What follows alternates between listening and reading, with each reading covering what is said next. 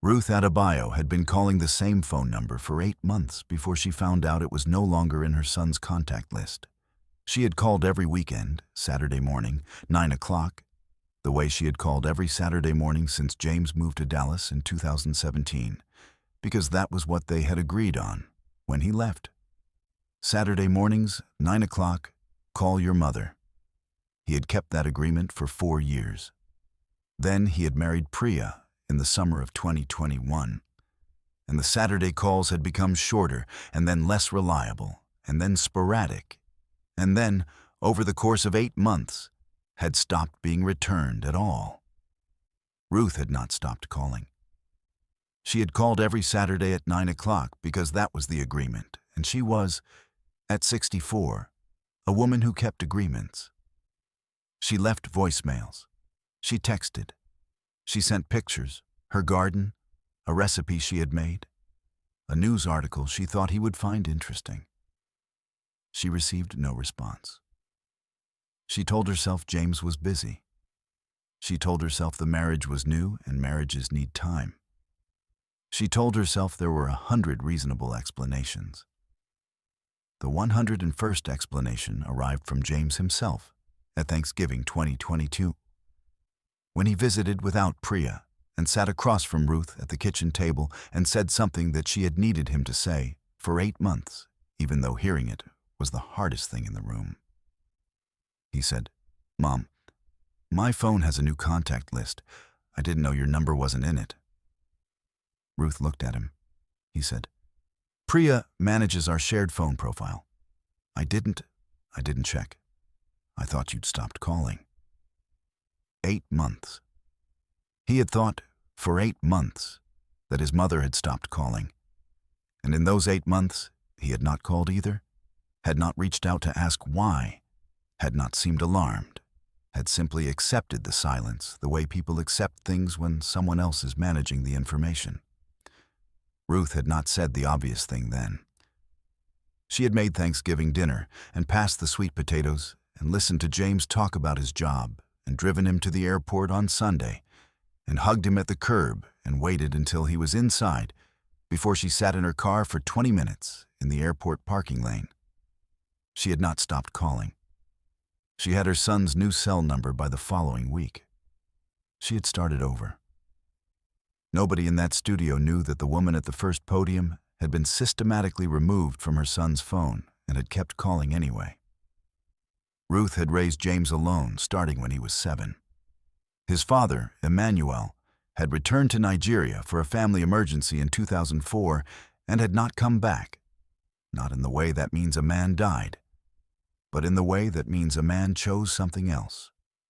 Ruth had processed that, over many years, into a form of acceptance that was not quite forgiveness, but was close enough to live with. She had worked as a registered nurse for 32 years. She had put James through college, graduate school, and the first 2 years of his career before he was stable enough to support himself. She had done it the way she did everything, quietly, thoroughly, without keeping score. She had kept the Saturday morning call not as a debt, but as a thread. The thread had been cut without her knowledge. Priya was not a villain in the way villains are easy to name. She was 29 years old, from a family where boundaries were managed differently, where mothers-in-law were managed with a particular kind of careful distance, where information flow within a marriage was controlled as a form of protection rather than manipulation. Ruth understood this. She had tried to understand Priya. She had called the first year of the marriage with shorter calls, more careful language, more deliberate lightness. She had not wanted to be the difficult mother-in-law. She had tried so hard not to be the difficult mother-in-law that she had made herself easier to erase. And then she had been erased from a contact list for 8 months. She had come to Family Feud with her friend group, 4 women she had nursed alongside for 20 years, women who had watched her give James everything she had and who had been, in the 8 months of silence, her entire support system. They were loud and joyful on that stage, the way women who have kept each other together are joyful. The joy of people who have carried real weight together and know how to put it down for an afternoon. Steve Harvey got to Ruth during the intro and asked her about her family. She said she had one son in Dallas, recently married. Steve asked how the marriage was going. She smiled, and it was the specific smile of a woman who has an honest answer and is deciding whether to give it. He saw the hesitation. He always sees the hesitation. "That's not a simple yes," he said. She looked at him. She said, "I was removed from my son's phone for 8 months. He didn't know I was gone." The studio fell completely silent. Steve set his cards down. He stepped forward from the podium. "Say that again, slowly." She said it again. She added the Saturday morning agreement, the 4 years of calls, the 8 months of voicemails nobody heard, the Thanksgiving table and the sweet potatoes, and James saying, "I thought you'd stopped calling." Steve Harvey had taken off his glasses by the time she finished. He rubbed his eyes with the back of his hand. He turned, briefly, away from the cameras. When he turned back, he said, "He thought you stopped calling, and you had not stopped calling." "I had not stopped calling," she said. 300 people were not breathing. Not the usual game show pause, a different kind of silence, entirely. "Let me tell you something," Steve said. He stepped out from behind the podium entirely, crossing to where she stood. "I was living in my 1976 Ford Tempo. 3 years. I had people who stopped calling. I had people who I believed had moved on from me. And I know what it does to a person when they find out someone was reaching for them the whole time, and they didn't know. Your son found out at Thanksgiving that his mother never stopped." He looked at Ruth directly. "He needs to hear that again, not from you. From a room full of people who witnessed it." "Stop everything," Steve said. He had already decided. "We're stopping the game. This has never happened in the 45-year history of this show. Not like this. Not on a Saturday morning, 9 o'clock schedule." He walked Ruth to the front of the stage and sat beside her on the steps and held the microphone between them and said, "Call him, right now. Call your son." Ruth pulled out her phone. Her hands were steady. She found James's number, his real number, the one she had gotten at Thanksgiving, the one that actually reached him. She called. He answered on the 3rd ring. The studio heard everything. Ruth said, "James, I'm on Family Feud. Steve Harvey is next to me. And I need you to know, in front of everyone, that I called every Saturday morning at 9 o'clock for 8 months. I never stopped. I need you to know that." The silence on the line lasted 6 seconds. James said, "Mom, I know now." His voice broke on the word no. "I'm sorry, Mom. I'm so sorry." A crew member in the back of the studio looked at the ceiling.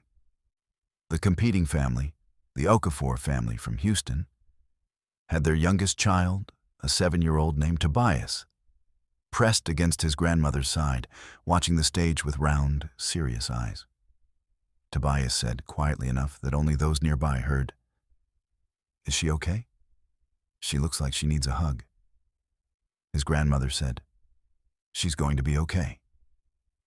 Steve wiped his eyes. He stood up. He held up his hand. There was more. He arranged, on the spot, for James to fly to Atlanta that weekend, flights and accommodations covered through his foundation, so that he and Ruth could begin a facilitated family session with a marriage and family therapist Steve's team had worked with before. He arranged a separate consultation with a family communication specialist specifically focused on managing in-law dynamics in new marriages.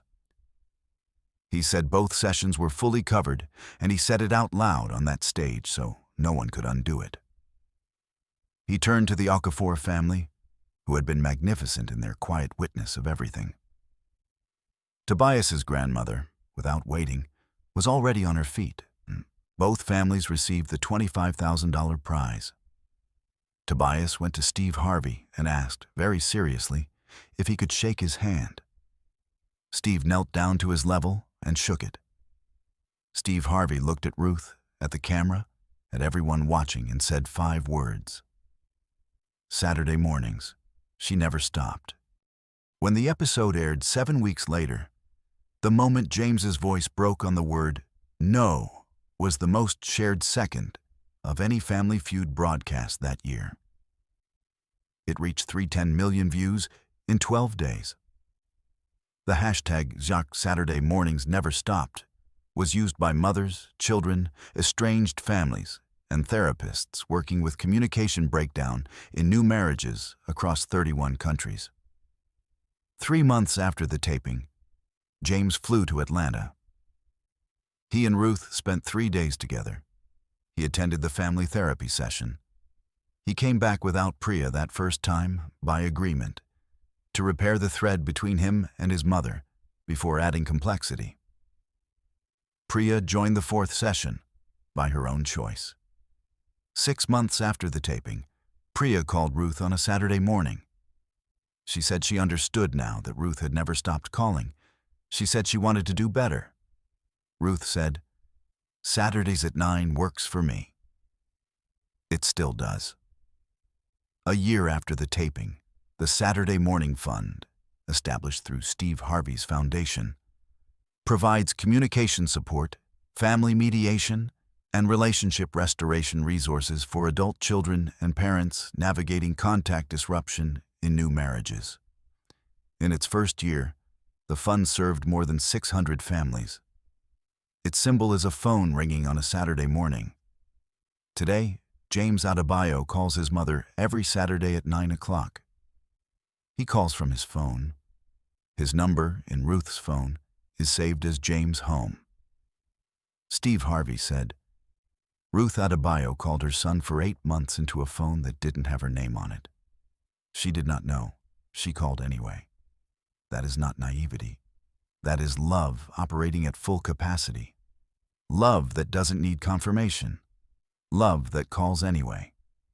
If this story moved you, subscribe and hit that thumbs up. Share this with someone who has kept showing up even when they didn't know if they were being received. Have you ever reached for someone who didn't know you were reaching? Share in the comments.